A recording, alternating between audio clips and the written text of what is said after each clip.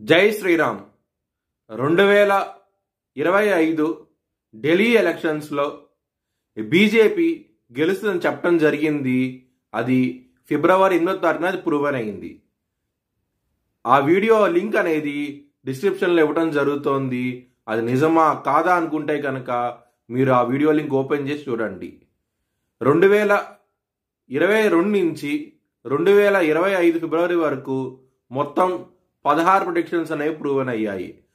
దానికి సంబంధించిన video links అనేవి కింద డిస్క్రిప్షన్లో ఇవ్వడం జరుగుతోంది. కర్కాటక రాశికి అధిపతి చంద్రుడు కర్కాటక రాశిలో పునర్వసు 4వ పాదం, ఆశ్లేష 4 పాదాలు, పుష్యమి 4 పాదాలు ఉంటాయి. ఈ నక్షత్రం వాళ్ళందరికీ నేను చెప్పే మాస ఫలితాలు వర్తిస్తాయి. ఈ మాసంలో 2వ స్థానం అధిపతి అయిన సూర్యుడు 9వ స్థానం నుంచి 10వ స్థానంకి రాబోతున్నారు ఏప్రిల్ 14వ తారీఖు నుంచి. దాని మూలం కుటుంబ సభ్యుల మధ్య మంచి సంబంధాలంటూ ఎక్కువగా ఉంటాయి. ఈ మాసం 15వ తారీఖు నుంచి చాలా ఆనందంగా ఉంటారు. 9వ స్థానంలో శుక్రుడు ఉన్నారు, అలాగే రాహు ఉన్నారు, శని ఉన్నారు, బుధుడు ఉన్నారు. ఇన్ని గ్రహాలు 9వ స్థానంలో ఉన్నప్పుడు మీకు లక్ అనేది చాలా బాగా ఫేవర్ అవుతుంది. మీకు చాలా ఆనందంగా ఉంటారు.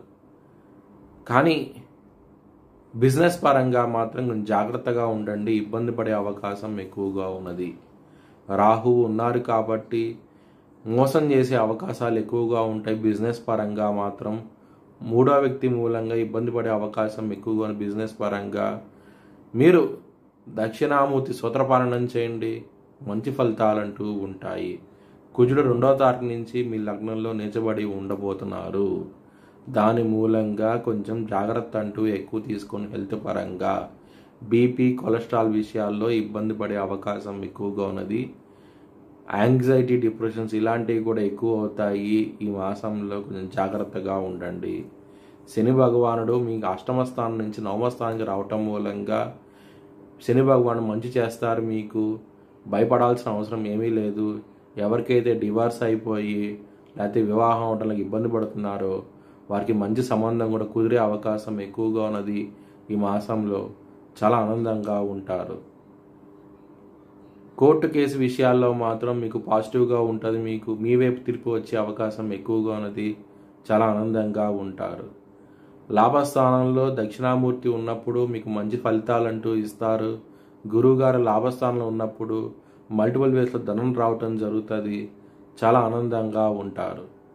దశమాధిపతి అయిన కుజుడు నిలబడి ఉండటం మూలంగా లగ్నంలో కెరియర్ పరంగా మాత్రం మీ బాస్తోనూ మీ మేనేజర్తోనూ గొడవలు పడే అవకాశం ఎక్కువగా ఉన్నది. కాబట్టి మీరు మంగళవారం పూట హనుమంతుడి గుడికి వెళ్ళి హనుమాన్ చాలీసా పఠనం చేస్తే కనుక మీకు మంచి ఫలితాలంటూ ఉంటాయి.